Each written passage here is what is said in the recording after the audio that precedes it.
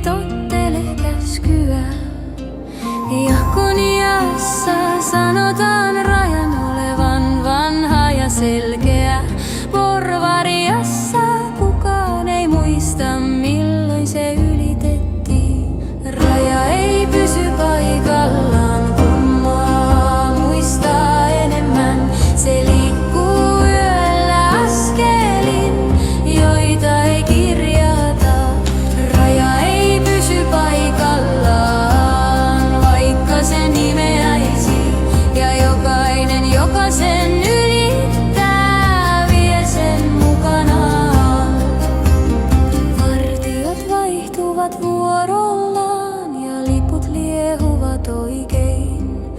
Mut työllä nuotiolla asiat kerrotaan toisin. Joku vannoo nähneensä varjojen tulevan lähemmäs. Toinen sanoo, että raja on jo selän takana. Raja ei pysy paikallaan, ei kivessä eikä mielessä. Jos katsot liian pitkään, et tiedä kummalla puolella olet. Raja ei pysy paikallaan, se ei kysy lupaa.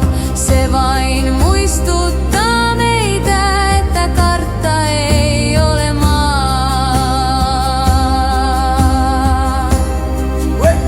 Siksi Jakoniassa opetetaan